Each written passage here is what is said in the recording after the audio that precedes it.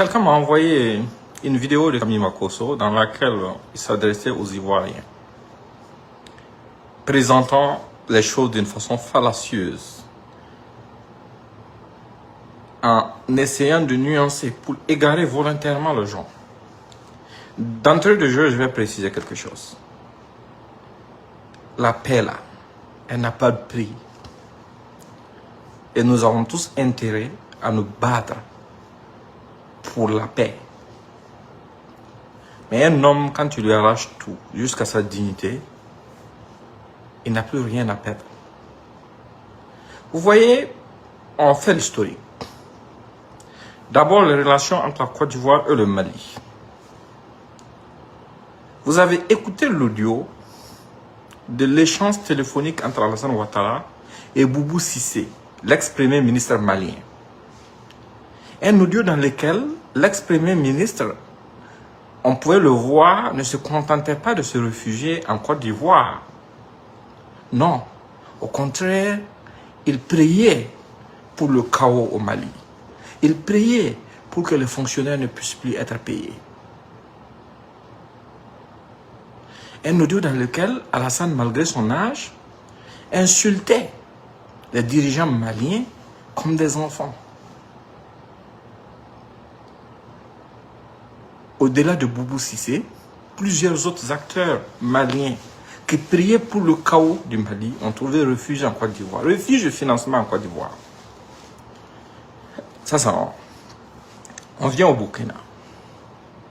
Depuis que le président Traoré est arrivé jusqu'à aujourd'hui, nous voulons que ceux qui essaient de dire que c'est la transition qui s'en prend au président Ouattara, de nous montrer un seul activiste, blogueur ou quelqu'un qui travaille pour déstabiliser la Côte d'Ivoire qui le fait depuis le Burkina. Il n'y en a pas. Par contre, en Côte d'Ivoire, dès les premiers mois, ils ont reçu des gens comme, comment il s'appelle, Naïm Touré, qui depuis la Côte d'Ivoire célèbre la mort de nos soldats lors de l'attaque de Déou. Et depuis la Côte d'Ivoire, fait une publication pour dire qu'on n'a encore rien vu, d'attendre dans les prochaines heures. Et les heures suivantes, on a perdu des gens vers Oursi. Dans une Côte d'Ivoire où Alassane fait extrader des blogueurs et activistes juste parce qu'ils ont dit quelque chose qui le dérange ou qui ne le plaît pas. Dans cette même Côte d'Ivoire, quelqu'un qui dit ouvertement que les terroristes vont tuer des FDS burkinabés dans les heures à venir. Et les terroristes le font effectivement à refuge de protection. Qu'est-ce que le Burkina a dit? Ou fait rien. Au-delà de ça, l'ancien directeur général adjoint de l'Agence nationale du renseignement du Burkina et son DAF, qu'ils étaient empêtrés dans le complot de septembre, ont fui avec des données sensibles de la lutte contre le terrorisme et sont allés trouver refuge en Côte d'Ivoire. Et certaines de ces données se sont retrouvées sur le terrain sur des terroristes.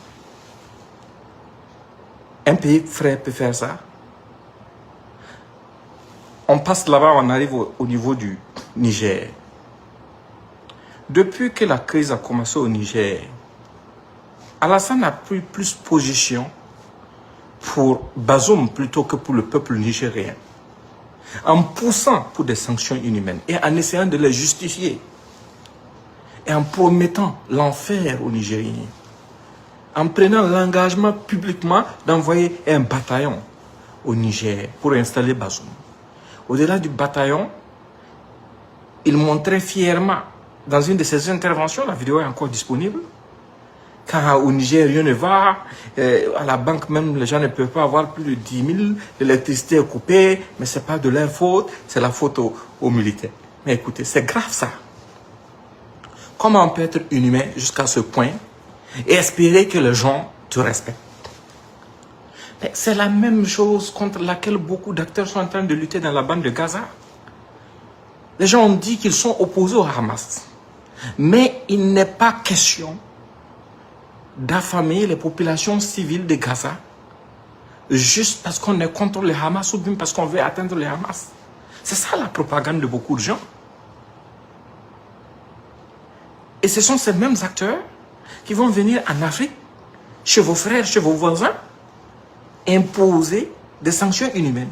Essayer d'affamer une population comme la population nigérienne, couper l'électricité, ce qui est inhumain. Ce qu'on peut qualifier de... En tout cas, c'est un grand crime contre l'humanité. Mais quand c'est en Afrique, ça passe parce que ça ne prête pas d'attention.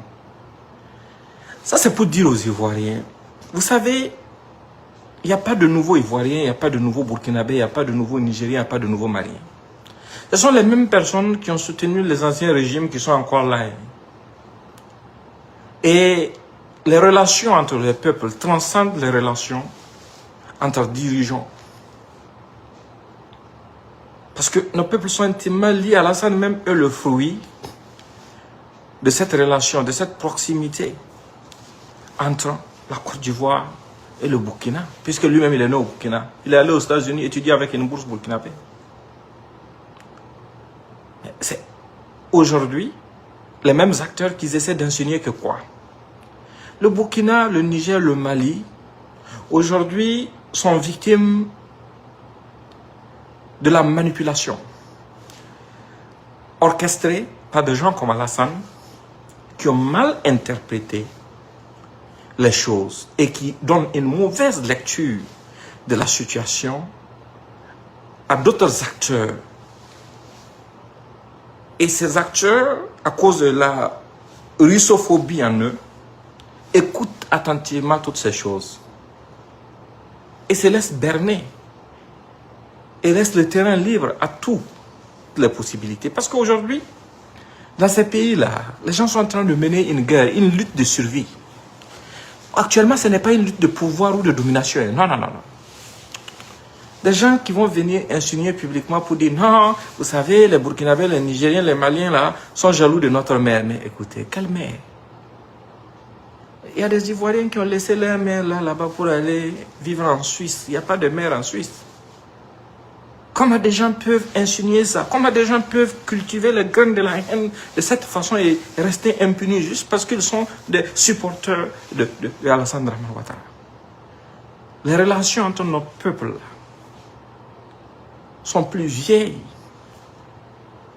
que tout ce que vous pouvez imaginer. Le frère de Ouattara, moi je vais entrer un peu bouquin. Quand des gens disent que non, tel opérateur économique là, il est propre, il a soutenu, mais c'est dit n'importe quoi. On est en guerre, il faut faire attention. Parce que même le directeur général adjoint des services de renseignement du Burkina a été capable de trahir le peuple et de voler des données sensibles de la lutte contre le terrorisme et se retrouver ailleurs. Donc il faut se méfier de n'importe qui. Le frère de Ouattara a réuni via un opérateur économique burkinabé, des opérateurs économiques, leur demandant de venir s'installer en Côte d'Ivoire et prendre des marchés pour que l'économie du Burkina s'écroule. On peut faire ça à un pays frère. C'est quoi la finalité? C'est quoi le but? Les Ivoiriens doivent comprendre que ce ne sont pas les autres peuples qui sont en train d'être contre la Côte d'Ivoire. Non, c'est la mauvaise politique ivoirienne qui est en train de monter tous les autres contre le régime ivoirien. Pas contre le peuple ivoirien. Vous ne pouvez pas passer le temps à recevoir tous ceux qui veulent déstabiliser nos pays. Vous ne pouvez pas passer le temps à taire toutes les voix discordantes. Vous ne pouvez pas passer le temps à essayer de déstabiliser quotidiennement nos patries, à encourager des sanctions inhumaines contre nos patries et espérer qu'on reste éternellement là, assis et attendre notre mort. Non! Nous sommes des êtres humains. Votre fraternité, au moment où nous l'avons attendue, nous ne l'avons pas vue.